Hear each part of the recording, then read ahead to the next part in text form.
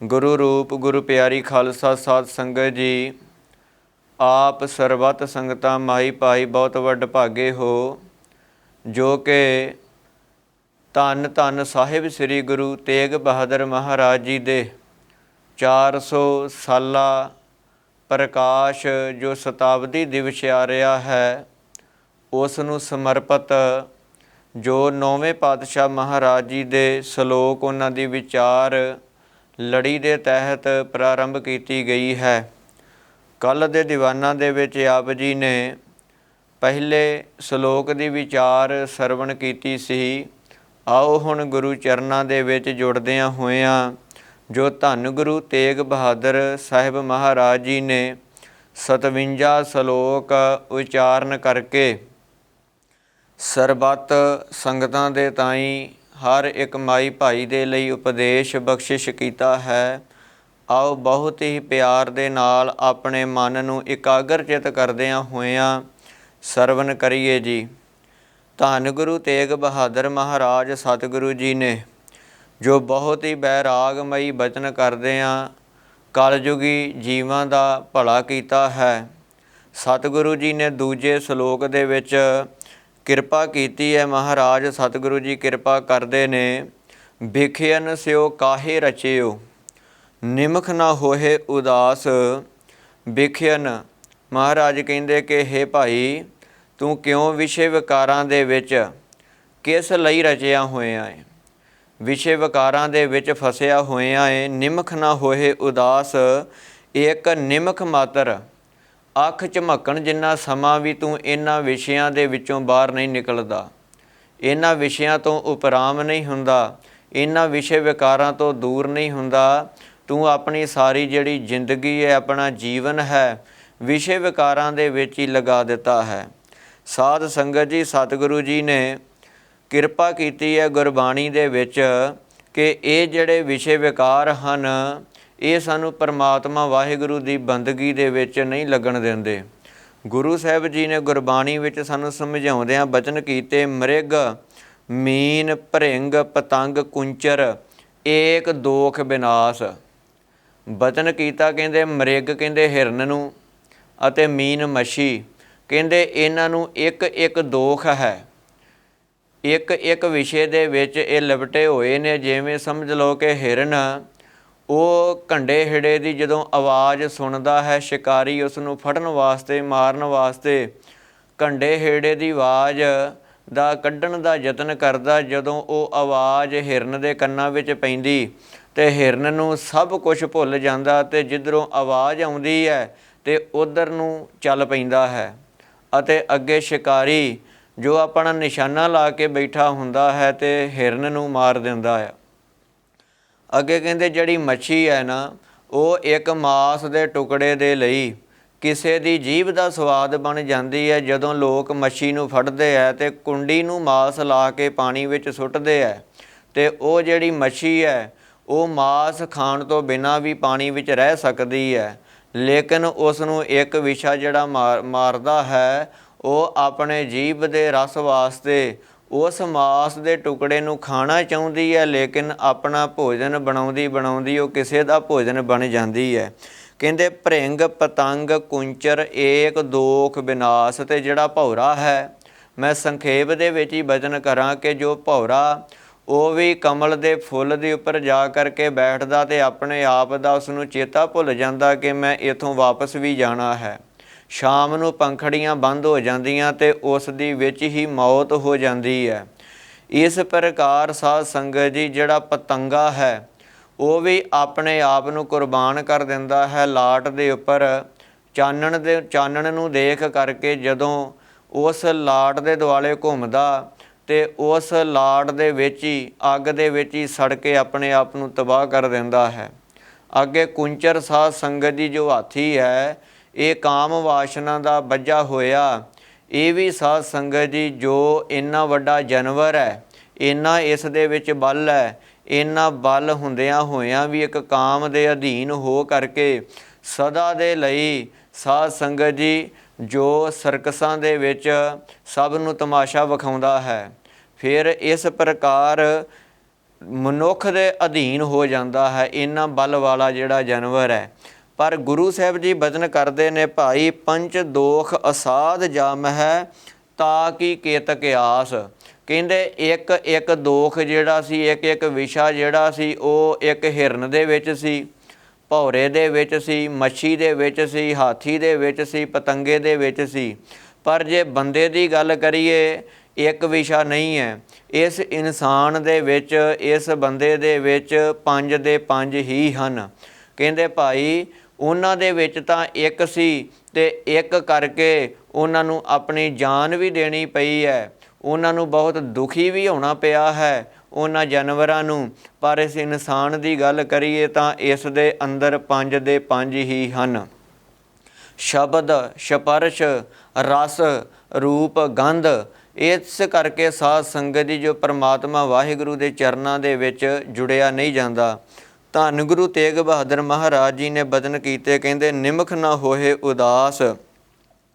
ਕਹਿੰਦੇ ਇੱਕ ਨਿਮਖ ਮਾਤਰ ਵੀ ਅੱਖ ਝਮਕਣ ਜਿੰਨਾ ਸਮਾਂ ਵੀ ਭਾਈ ਤੂੰ ਇਹਨਾਂ ਵਿਸ਼ਿਆਂ ਤੋਂ ਉਦਾਸ ਨਹੀਂ ਹੁੰਦਾ, ਉਪਰਾਮ ਨਹੀਂ ਹੁੰਦਾ, ਇਹਨਾਂ ਵਿਸ਼ਿਆਂ ਤੋਂ ਬਾਹਰ ਨਹੀਂ ਹੁੰਦਾ। ਗੁਰੂ ਸਾਹਿਬ ਜੀ ਨੂੰ ਪੁੱਛੀਏ ਮਹਾਰਾਜ ਸਤਿਗੁਰੂ ਜੀ ਹੁਣ ਕੀ ਕਰੀਏ। ਗੁਰੂ ਸਾਹਿਬ ਜੀ ਅੱਗੇ ਬਚਨ ਕਰਦੇ ਹਨ, ਕਹਿੰਦੇ ਕਹੋ ਨਾਨਕ ਭਜ ਹਰਿ ਮਨਾ ਪਰੈ ਨ ਜਮ ਕੀ ਫਾਸ। ਕਹਿੰਦੇ ਹੇ ਮਨਾ, ਹੇ ਮਨ, ਤੂੰ ਪਰਮਾਤਮਾ ਵਾਹਿਗੁਰੂ ਦਾ ਸਿਮਰਨ ਕਰਨਾ ਕਰ, ਪਰਮਾਤਮਾ ਵਾਹਿਗੁਰੂ ਦੀ ਬੰਦਗੀ ਕਰ, ਅਤੇ ਇਸ ਦੇ ਨਾਲ ਕਹਿੰਦੇ ਪਰੈ ਨ ਜਮ ਕੀ ਫਾਸ। ਕਹਿੰਦੇ ਤੈਨੂੰ ਜਮਾਂ ਦੀ ਫਾਹੀ ਨਹੀਂ ਪਵੇਗੀ, ਤੂੰ ਜਮਾਂ ਦੇ ਅਧੀਨ ਨਹੀਂ ਹੋਵੇਂਗਾ, ਤੂੰ ਜਮਾਂ ਤੋਂ ਤੇਰਾ ਖਹਿੜਾ ਛੁੱਟ ਜਾਵੇਗਾ। ਜਦੋਂ ਤੂੰ ਪਰਮਾਤਮਾ ਵਾਹਿਗੁਰੂ ਦਾ ਨਾਮ ਜਪੇਂਗਾ, ਪਰਮਾਤਮਾ ਵਾਹਿਗੁਰੂ ਦੀ ਬੰਦਗੀ ਕਰੇਂਗਾ, ਤੇ ਜਮਾਂ ਦੀ ਫਾਹੀ ਤੇਰੇ ਗਲੇ ਦੇ ਵਿੱਚ ਨਹੀਂ ਪਏਗੀ। ਇਸ ਪ੍ਰਕਾਰ ਧੰਨ ਗੁਰੂ ਤੇਗ ਬਹਾਦਰ ਮਹਾਰਾਜ ਸਤਿਗੁਰੂ ਜੀ ਸਾਨੂੰ ਜਮਾਂ ਦੀਆਂ ਫਾਹੀਆਂ ਤੋਂ ਦੂਰ ਕਰਨਾ ਚਾਹੁੰਦੇ ਨੇ। ਪਰ ਸਾਧ ਸੰਗਤ ਜੀ ਅਸੀਂ ਆਪ ਖੁਦ ਜਮਾਂ ਦੀਆਂ ਫਾਹੀਆਂ ਆਪਣੇ ਗਲਾਂ ਦੇ ਵਿੱਚ ਪਾ ਰਹੇ ਹਾਂ। ਸਤਿਗੁਰੂ ਜੀ ਨੇ ਕਿਰਪਾ ਕੀਤੀ, ਕਹਿੰਦੇ ਤੇਰੇ ਗਲ ਵਿੱਚ ਜਮਾਂ ਦੀ ਫਾਹੀ ਨਹੀਂ ਪਏਗੀ, ਤੂੰ ਪਰਮਾਤਮਾ ਵਾਹਿਗੁਰੂ ਦੀ ਬੰਦਗੀ ਦੇ ਵਿੱਚ ਜੁੜਨਾ ਕਰ। ਤਰਨਾਪੋ ਏਓ ਹੀ ਗਇਓ ਲਿਓ ਜਰਾ ਤਨ ਜੀਤ। ਅੱਗੇ ਸਤਿਗੁਰੂ ਜੀ ਨੇ ਬਚਨ ਕੀਤੇ ਤਰਨਾ ਪੋ। ਕਹਿੰਦੇ ਤਰਨਾ ਕਹਿ ਦਿੰਦੇ ਨੇ ਜਵਾਨੀ ਦੀ ਅਵਸਥਾ ਨੂੰ। ਕਹਿੰਦੇ ਤਰਨਾਪੋ ਏਓ ਹੀ ਗਇਓ। ਕਹਿੰਦੇ ਭਾਈ ਜਿਹੜੀ ਤੇਰੀ ਜਵਾਨੀ ਆਈ ਸੀ ਨਾ ਸਰੀਰ ਦੇ ਉੱਪਰ, ਇਹ ਐਵੇਂ ਹੀ ਚਲੀ ਗਈ ਹੈ, ਇਸ ਤੋਂ ਕੋਈ ਲਾਭ ਨਹੀਂ ਲਿਆ। ਇਹ ਤੇਰੀ ਜਵਾਨੀ ਜਿਹੜੀ ਹੈ ਐਵੇਂ ਹੀ ਚਲੀ ਗਈ, ਜਿਵੇਂ ਅਸੀਂ ਆਮ ਹੀ ਕਿਸੇ ਨੂੰ ਕਹਿ ਦਿੰਦੇ ਕਿ ਭਾਈ ਇਹ ਤੇਰਾ ਕੰਮ ਐਵੇਂ ਹੀ ਚਲਾ ਗਿਆ, ਇਹ ਜਿਹੜਾ ਤੂੰ ਯਤਨ ਕੀਤਾ ਐਵੇਂ ਹੀ ਚਲਾ ਗਿਆ, ਕੋਈ ਲਾਭ ਨਹੀਂ ਹੋਇਆ। ਇਸੇ ਤਰ੍ਹਾਂ ਸਾਧ ਸੰਗਤ ਦੀ ਜਵਾਨੀ ਆਈ ਸੀ, ਬਚਪਨ ਦੇ ਵਿੱਚ ਨਾ ਤਾਂ ਸਰੀਰ ਦੇ ਵਿੱਚ ਬਲ ਹੁੰਦਾ ਆ, ਨਾ ਉਹਦੀ ਬੁੱਧ ਕੰਮ ਕਰਦੀ ਹੈ। ਜਦੋਂ ਜਵਾਨੀ ਆਉਂਦੀ ਹੈ ਸਰੀਰ ਦੇ ਵਿੱਚ ਬਲ ਵੀ ਹੁੰਦਾ ਹੈ, ਸਾਡੀ ਬੁੱਧ ਵੀ ਕੰਮ ਕਰਦੀ ਹੈ, ਸੋਚਣ ਸ਼ਕਤੀ ਕੰਮ ਕਰਦੀ ਹੈ। ਪਰ ਅਸੀਂ ਜਵਾਨੀ ਨੂੰ ਐਵੇਂ ਹੀ ਬਤੀਤ ਕਰ ਦਿੱਤਾ। ਅਤੇ ਮਹਾਰਾਜ ਕਹਿੰਦੇ ਲਿਓ ਜਰਾ ਤਨ ਜੀਤ। ਜਰਾ ਕਹਿ ਦਿੰਦੇ ਬੁਢੇਪੇ ਨੂੰ। ਕਹਿੰਦੇ ਭਲਿਆ ਦੇਖ ਲੈ ਜਵਾਨੀ ਚਲੀ ਗਈ ਹੈ ਅਤੇ ਤੇਰੇ ਸਰੀਰ ਨੂੰ ਬੁਢੇਪੇ ਨੇ ਜਿੱਤ ਲਿਆ ਹੈ, ਤੇਰੇ ਸਰੀਰ ਦੇ ਉੱਪਰ ਜਿੱਤ ਪ੍ਰਾਪਤ ਕਰ ਲਈ ਹੈ। ਜਿਹੜੀ ਹੁਣ ਜਵਾਨੀ ਹੈ ਨਾ ਉਹ ਤੇਰੇ ਸਰੀਰ ਦੇ ਉੱਪਰ ਨਹੀਂ ਰਹੀ। ਜਿਹੜਾ ਸਰੀਰ ਤੇਰਾ ਇੰਨਾ ਬਲ ਵਾਲਾ ਸੀ, ਤੇਰੀਆਂ ਅੱਖਾਂ ਇੰਨੀਆਂ ਕੰਮ ਕਰਦੀਆਂ ਸੀ, ਤੇਰੇ ਸਰੀਰ ਵਿੱਚ ਬਲ ਸੀ, ਪੈਦਲ ਚੱਲਣ ਦੀ ਸ਼ਕਤੀ ਸੀ, ਉਹ ਸਾਰਾ ਕੁਛ ਹੀ ਖਤਮ ਹੋ ਗਿਆ। ਹੁਣ ਤੇਰੇ ਸਰੀਰ ਨੂੰ ਬੁਢੇਪੇ ਨੇ ਆਣ ਕਰਕੇ ਜਿੱਤ ਲੈਣਾ ਕੀਤਾ ਹੈ। ਕਹਿੰਦੇ ਹੁਣ ਤੂੰ ਕੀ ਕਰੇਂਗਾ। ਇਸ ਪ੍ਰਕਾਰ ਸਾਧ ਸੰਗਤ ਜੀ ਸਤਿਗੁਰੂ ਜੀ ਨੇ ਬਚਨ ਕੀਤੇ ਹਨ, ਸਾਨੂੰ ਸਮਝਾਉਣਾ ਕੀਤਾ। ਕਹਿੰਦੇ ਹੁਣ ਬੁਢੇਪਾ ਆ ਗਿਆ ਹੈ, ਕਹੋ ਨਾਨਕ ਭਜ ਹਰਿ ਮਨਾ ਔਧ ਜਾਤ ਹੈ ਬੀਤ। ਬੜਾ ਵੱਡਾ ਬਚਨ ਕੀਤਾ। ਕਹਿੰਦੇ ਹੁਣ ਹੀ ਤੂੰ ਦੇਖ ਲੈਣਾ ਕਰ, ਇਹ ਜਿਹੜੀ ਤੇਰੀ ਉਮਰ ਹੈ ਨਾ ਇਹ ਬੀਤਦੀ ਜਾ ਰਹੀ ਹੈ। ਜਿਹੜੇ ਤੇਰੇ ਗਿਣਤੀ ਦੇ ਦਿਨ ਹੁਣ ਰਹਿ ਗਏ ਨੇ ਉਹ ਵੀ ਲੰਘਦੇ ਜਾ ਰਹੇ ਨੇ। ਦਿਨ ਤੇ ਪਹਿਰ, ਪਹਿਰ ਤੇ ਘਰੀਆਂ ਆਵ ਘਟੈ ਤਨ ਸੀਜੈ, ਕਾਲ ਅਹੇਰੀ ਫਿਰੈ ਬਦਕ ਜਿਉ ਕਹੋ ਕਵਨ ਬਿਦ ਬਿਦ ਕੀਜੈ। ਗੁਰੂ ਸਾਹਿਬ ਜੀ ਕਹਿੰਦੇ ਉਮਰ ਤੇਰੀ ਲੰਘਦੀ ਜਾ ਰਹੀ ਹੈ, ਇਸ ਕਰਕੇ ਕਹਿੰਦੇ ਕਹੋ ਨਾਨਕ ਭਜ ਹਰ ਮਨਾ। ਹੇ ਮਨਾ, ਤੂੰ ਉਸ ਪਰਮਾਤਮਾ ਵਾਹਿਗੁਰੂ ਦੇ ਨਾਮ ਦਾ ਚਿੰਤਨ ਕਰ, ਆਪਣੇ ਮਨ ਕਰਕੇ ਉਸ ਪਰਮਾਤਮਾ ਵਾਹਿਗੁਰੂ ਦੀ ਬੰਦਗੀ ਦੇ ਵਿੱਚ ਜੁੜਨਾ ਕਰ। ਇਹ ਜਿਹੜਾ ਵੀ ਦਿਨ ਚੜ੍ਹਦਾ ਉਹ ਲੰਘ ਜਾਣਾ ਹੈ। ਅੱਗੇ ਇੰਨੀ ਉਮਰ ਲੰਘ ਗਈ ਹੈ, ਜਿਹੜੀ ਬਚਪਨ ਦੀ ਉਮਰ ਲੰਘ ਗਈ ਉਹ ਵਾਪਸ ਨਹੀਂ ਆਉਣੀ। ਜਵਾਨੀ ਦੀ ਜਿਹੜੀ ਉਮਰ ਲੰਘ ਗਈ ਉਹ ਹੁਣ ਵਾਪਸ ਨਹੀਂ ਆਉਣੀ, ਉਹ ਲੰਘ ਗਈ ਹੈ, ਬੀਤ ਚੁੱਕੀ ਹੈ। ਅਤੇ ਸਾਧ ਸੰਗਤ ਜੀ, ਅਤੇ ਹੁਣ ਹੀ ਜਿਹੜਾ ਸਮਾਂ ਹੈ ਤੂੰ ਪਰਮਾਤਮਾ ਵਾਹਿਗੁਰੂ ਦੇ ਚਰਨਾਂ ਦੇ ਵਿੱਚ ਜੁੜ ਜਾ।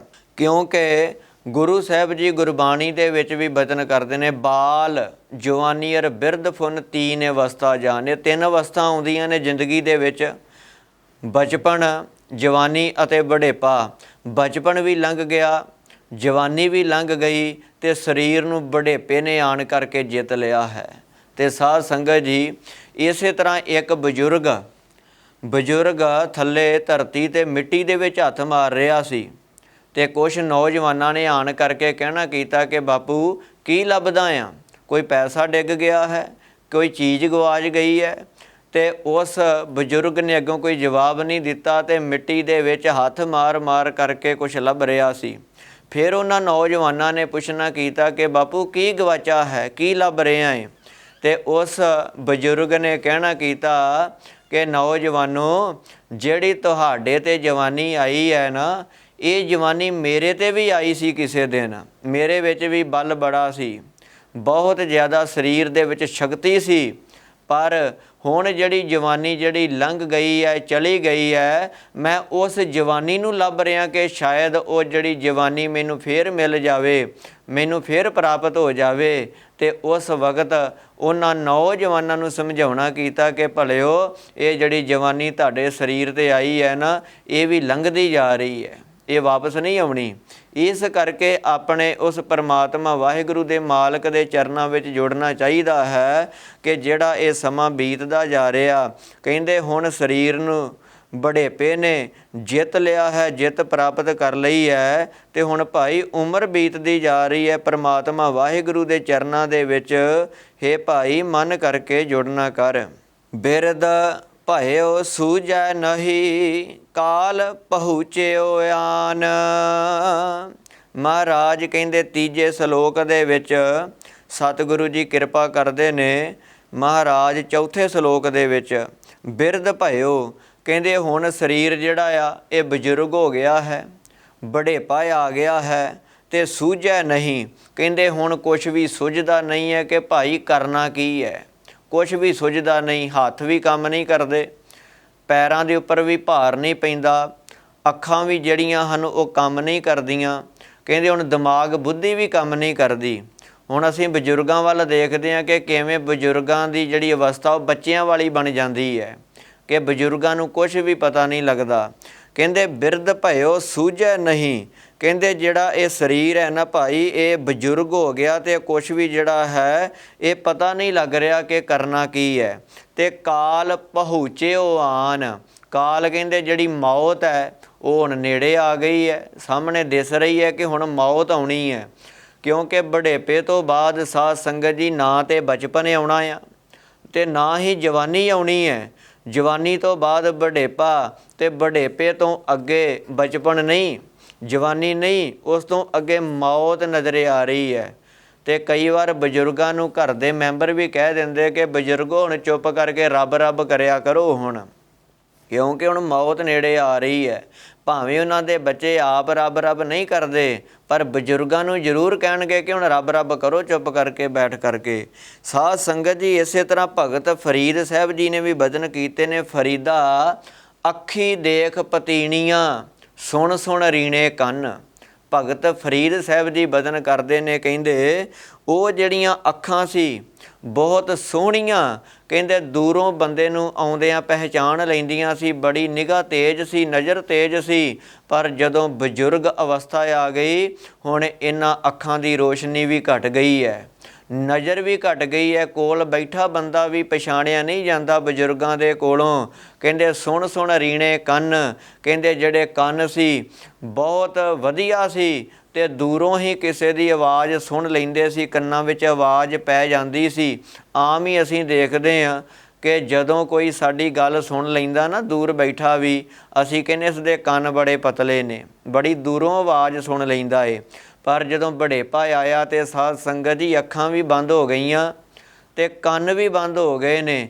ਬਜ਼ੁਰਗਾਂ ਦੇ ਕੰਨ ਦੇ ਕੋਲ ਆਣ ਕਰਕੇ ਆਵਾਜ਼ ਦੇਣੀ ਪੈਂਦੀ ਹੈ ਕਿ ਕੀ ਛਕਣਾ ਹੈ, ਕੀ ਪੀਣਾ ਹੈ। ਇਸ ਪ੍ਰਕਾਰ ਭਗਤ ਫਰੀਦ ਜੀ ਕਹਿੰਦੇ ਨੇ ਹੁਣ ਕੰਨ ਵੀ ਬੋਲੇ ਹੋ ਗਏ ਨੇ, ਅੱਖਾਂ ਵੀ ਬੰਦ ਹੁੰਦੀਆਂ ਜਾ ਰਹੀਆਂ ਨੇ। ਇਸ ਪ੍ਰਕਾਰ ਕਹਿੰਦੇ ਸਾਖ ਪਕੰਦੀ ਆਈਆਂ ਹੋਰ ਕਰੇਂਦੀ ਵੰਨ। ਕਹਿੰਦੇ ਜਿਵੇਂ ਫਸਲ ਜਦੋਂ ਪੱਕਦੀ ਹੈ ਨਾ, ਉਹ ਆਪਣਾ ਰੰਗ ਚੇਂਜ ਕਰ ਲੈਂਦੀ ਹੈ, ਬਦਲ ਲੈਂਦੀ ਹੈ। ਇਸ ਤਰ੍ਹਾਂ ਸਾਧ ਸੰਗਤ ਜਦੋਂ ਕਣਕਾਂ ਪੱਕਦੀਆਂ ਨੇ, ਕਣਕਾਂ ਦਾ ਰੰਗ ਸੁਨਹਿਰੀ ਹੋ ਜਾਂਦਾ ਹੈ। ਪਹਿਲਾਂ ਕਣਕਾਂ ਦਾ ਰੰਗ ਹਰਾ ਹੁੰਦਾ ਹੈ। ਇਸੇ ਤਰ੍ਹਾਂ ਜਿਹੜੀ ਵੀ ਕੋਈ ਫਸਲ ਪੱਕਦੀ ਹੈ, ਪੱਕਣ ਅਨੁਸਾਰ ਉਹਦਾ ਰੰਗ ਜਿਹੜਾ ਤਬਦੀਲ ਹੋ ਜਾਂਦਾ, ਬਦਲ ਜਾਂਦਾ ਹੈ। ਅਤੇ ਜਿਹੜੀ ਇਹ ਸਰੀਰ ਰੂਪੀ ਫਸਲ ਹੈ ਨਾ ਸਾਧ ਸੰਗਤ ਜੀ, ਜਦੋਂ ਇਹ ਵੀ ਵਡੇਪੇ 'ਤੇ ਆਉਂਦੀ ਹੈ, ਪੱਕਦੀ ਹੈ ਫਸਲ, ਉਦੋਂ ਇਸ ਦਾ ਰੰਗ ਵੀ ਚੇਂਜ ਹੋ ਜਾਂਦਾ। ਭਾਵ ਕਿ ਇਸ ਦੀ ਸ਼ਕਤੀ, ਇਸ ਦਾ ਬਲ, ਸਭ ਕੁਛ ਘਟ ਜਾਂਦਾ ਹੈ। ਅਤੇ ਗੁਰੂ ਸਾਹਿਬ ਜੀ ਨੇ ਗੁਰਬਾਣੀ ਵਿੱਚ ਵੀ ਬਚਨ ਕੀਤੇ ਹਨ, ਕਹਿੰਦੇ ਹਨ ਕਿ ਨੈਨੋ ਨੀਰ ਬਹਿ ਤਨ ਖੀਨਾ, ਭਏ ਕੇਸ ਦੁੱਧਵਾਨੀ, ਰੂਦਾ ਕੰਠ ਸ਼ਬਦ ਨਹੀਂ ਉਚਰੈ, ਅਬ ਕਿਆ ਕਰੈ ਪ੍ਰਾਨੀ। ਕਹਿੰਦੇ ਨੈਨੋ ਨੀਰ, ਅੱਖਾਂ ਦੇ ਵਿੱਚੋਂ ਨੀਰ ਵਗ ਰਿਹਾ, ਪਾਣੀ ਵਗ ਰਿਹਾ। ਪਾਣੀ ਇਸ ਕਰਕੇ ਨਹੀਂ ਵਗ ਰਿਹਾ ਕਿ ਅੱਖਾਂ ਦੇ ਵਿੱਚ ਕੋਈ ਧੂੜ ਪੈ ਗਈ ਹੈ, ਕੋਈ ਕਿਣਕਾ ਪੈ ਗਿਆ, ਨਹੀਂ। ਸਾਧ ਸੰਗਤ ਜੀ ਵਡੇਪੇ ਦੇ ਵਿੱਚ ਅੱਖਾਂ ਦੇ ਵਿੱਚੋਂ ਆਪਣੇ ਆਪ ਪਾਣੀ ਵਗਦਾ ਹੈ ਬਜ਼ੁਰਗਾਂ ਦੇ। ਨੈਨੋ ਨੀਰ ਬਹਿ ਤਨ ਖੀਨਾ, ਜਿਹੜਾ ਤਨ ਸਰੀਰ ਜਵਾਨੀ ਦੇ ਵਿੱਚ ਬੜਾ ਬਲ ਵਾਲਾ ਸੀ, ਬਹੁਤ ਪੈਦਲ ਚੱਲਣ ਦੇ ਲਈ ਇਹਦੇ ਵਿੱਚ ਸ਼ਕਤੀ ਸੀ, ਬਲ ਸੀ, ਭਾਰ ਬਹੁਤ ਚੁੱਕ ਲੈਂਦਾ ਸੀ, ਹਰ ਇੱਕ ਕੰਮ ਕਰਦਾ ਸੀ ਸਰੀਰ। ਪਰ ਜਦੋਂ ਵਡੇਪਾ ਆ ਗਿਆ, ਇਹ ਤਨ ਕਮਜ਼ੋਰ ਹੋ ਗਿਆ।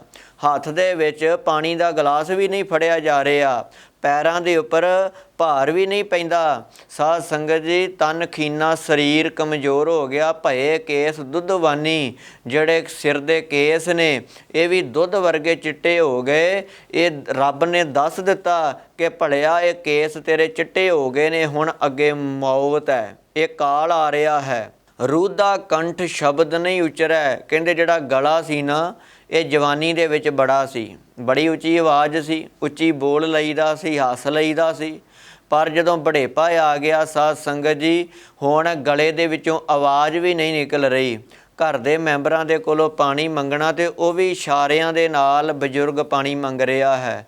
ਕਹਿੰਦੇ ਰੂਦਾ ਕੰਠ ਸ਼ਬਦ ਨਹੀਂ ਉਚਰੈ, ਅਬ ਕਿਆ ਕਰੈ ਪ੍ਰਾਨੀ। ਕਹਿੰਦੇ ਹੁਣ ਪ੍ਰਾਣੀ ਦੱਸ ਤੂੰ ਕੀ ਕਰੇਂਗਾ। ਗੁਰੂ ਤੇਗ ਬਹਾਦਰ ਮਹਾਰਾਜ ਜੀ ਨੇ ਜੋ ਚੌਥੇ ਸਲੋਕ ਦੇ ਵਿੱਚ ਕਿਰਪਾ ਕੀਤੀ ਹੈ, ਕਹਿੰਦੇ ਬਿਰਧ ਭਇਓ ਸੂਝੈ ਨਹੀਂ, ਕਾਲ ਪਹੁੰਚਿਓ ਆਨ। ਕਹਿੰਦੇ ਕਾਲ ਜਿਹੜਾ ਆ ਉਹ ਸਿਰ 'ਤੇ ਆ ਗਿਆ, ਮੌਤ ਸਿਰ 'ਤੇ ਆਣ ਕਰਕੇ ਖੜੀ ਹੋ ਗਈ। ਪਹੁੰਚਿਓ, ਹਾਹੇ ਦੇ ਔਂਕੜ ਦੋ ਔਂਕੜ ਨੇ ਸਾਧ ਸੰਗਤ ਜੀ। ਕਈ ਸਿੰਘ ਪਹੁੰਚਿਓ ਪਾਠ ਕਰ ਦਿੰਦੇ ਨੇ, ਦੋ ਔਂਕੜ ਨੇ, ਦਲੈਂਕੜ ਨੇ। ਪਹੁੰਚਿਓ, ਬਿਰਧ ਭਇਓ ਸੂਝੈ ਨਹੀਂ, ਕਾਲ ਪਹੁੰਚਿਓ ਆਨ। ਇਸ ਪ੍ਰਕਾਰ ਸਾਧ ਸੰਗਤ ਜੀ ਮਹਾਰਾਜ ਨੇ ਬਚਨ ਕੀਤੇ, ਕਹਿੰਦੇ ਮੌਤ ਸਾਹਮਣੇ ਆ ਗਈ ਹੈ, ਆਉਣ ਵਾਲੀ ਹੈ, ਸਰੀਰ ਬਜ਼ੁਰਗ ਹੋ ਗਿਆ, ਹੁਣ ਕੁਛ ਵੀ ਸੁੱਝਦਾ ਨਹੀਂ ਹੈ ਕਿ ਕੀ ਕਰਨਾ ਹੈ। ਕਹੋ ਨਾਨਕ ਨਰ ਬਾਵਰੇ, ਕਿਉ ਨਾ ਭਜੈ ਭਗਵਾਨ। ਮਹਾਰਾਜ ਕਹਿੰਦੇ ਕਹੋ ਨਾਨਕ ਨਰ ਬਾਵਰੇ, ਕਹਿੰਦੇ ਹੇ ਝੱਲੇ ਜੀਵ, ਤੂੰ ਅਜੇ ਵੀ ਨਹੀਂ ਸਮਝ ਰਿਹਾ, ਤੈਨੂੰ ਅਜੇ ਵੀ ਨਹੀਂ ਪਤਾ ਲੱਗ ਰਿਹਾ। ਕਿਉਂ ਨਾ ਭਜੈ ਭਗਵਾਨ, ਅਜੇ ਵੀ ਤੂੰ ਕਿਉਂ ਨਹੀਂ ਪਰਮਾਤਮਾ ਦੀ ਅਰਾਧਨਾ ਕਰ ਰਿਹਾ। ਮੌਤ ਸਾਹਮਣੇ ਨਜ਼ਰ ਆ ਰਹੀ ਹੈ ਅਤੇ ਸਾਧ ਸੰਗਤ ਜੀ ਅਜੇ ਵੀ ਰੱਬ ਦੀ ਬੰਦਗੀ ਨਹੀਂ ਹੋ ਰਹੀ।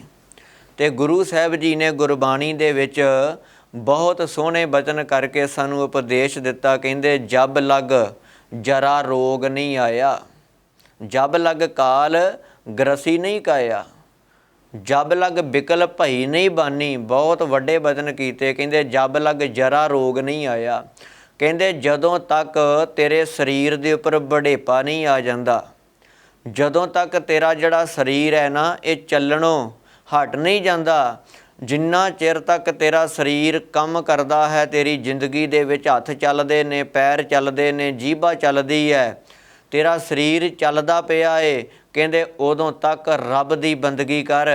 ਹੇ ਭਲਿਆ, ਉਹਨਾਂ ਚਿਰ ਤੱਕ ਤੂੰ ਪਰਮਾਤਮਾ ਦੀ ਇਬਾਦਤ ਦੇ ਵਿੱਚ ਜੁੜ। ਅਤੇ ਸਾਧ ਸੰਗਤ ਜੀ, ਨਾ ਅਸੀਂ ਬਚਪਨ ਦੇ ਵਿੱਚ ਪਰਮਾਤਮਾ ਦੇ ਨਾਲ ਜੁੜੇ ਹਾਂ ਅਤੇ ਨਾ ਹੀ ਅਸੀਂ ਜਵਾਨੀ ਦੇ ਵਿੱਚ ਪਰਮਾਤਮਾ ਦੇ ਨਾਲ ਜੁੜੇ ਹਾਂ। ਅਤੇ ਜਦੋਂ ਆ ਗਿਆ ਬੁਢੇਪਾ ਅਤੇ ਉਦੋਂ ਵੀ ਘਰ ਦੇ ਕੰਮਾਂ ਕਾਰਾਂ ਦੇ ਵੱਲ ਬੜਾ ਖਿਆਲ ਰਹਿੰਦਾ।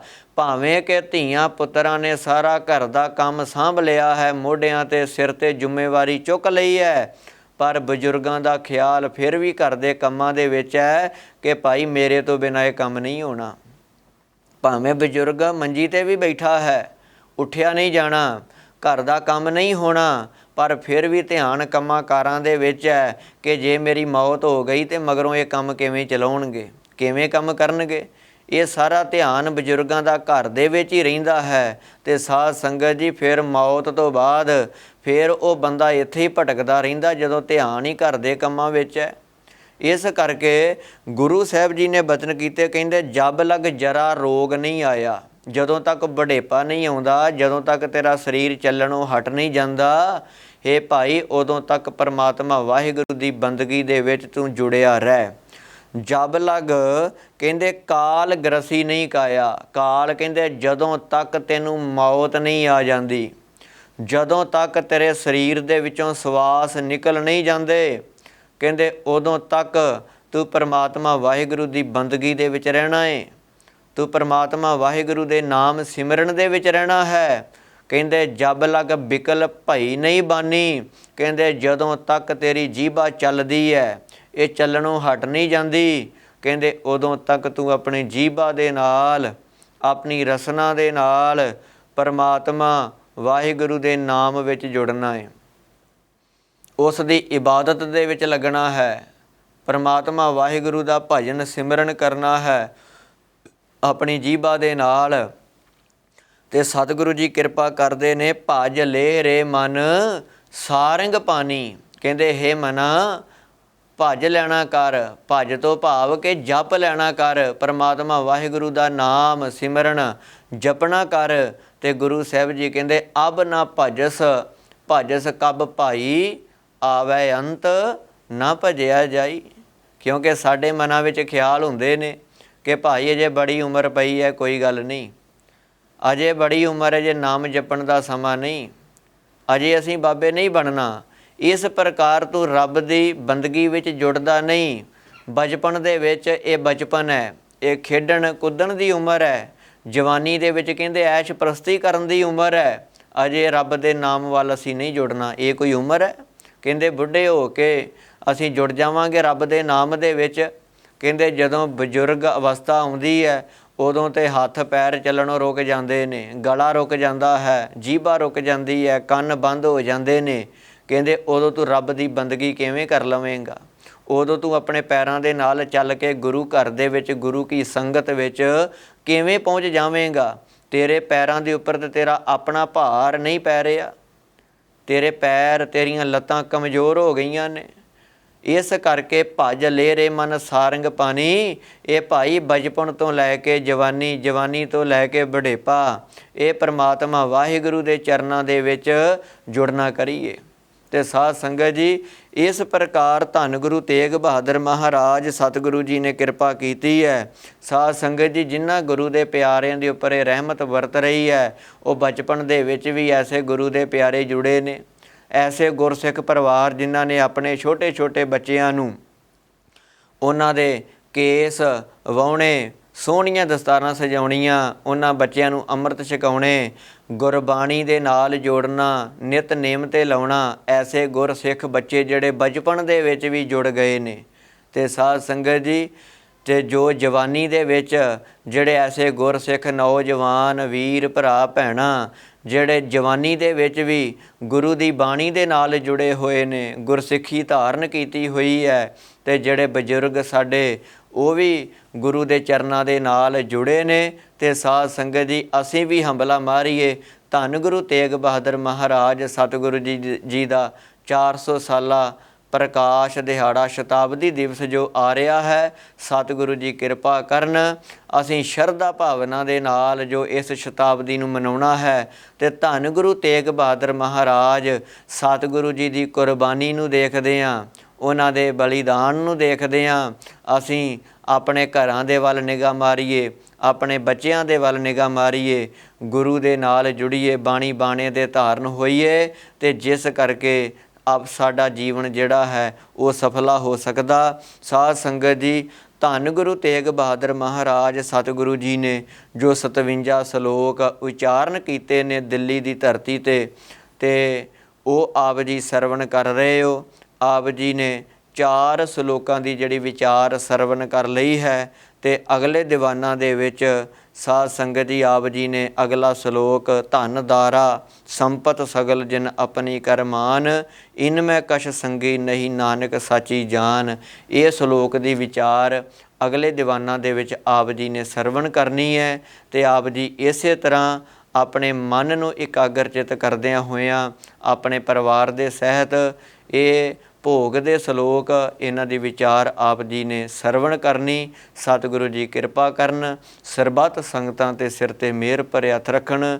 ਵਾਹਿਗੁਰੂ ਜੀ ਕਾ ਖਾਲਸਾ, ਵਾਹਿਗੁਰੂ ਜੀ ਕੀ ਫਤਿਹ।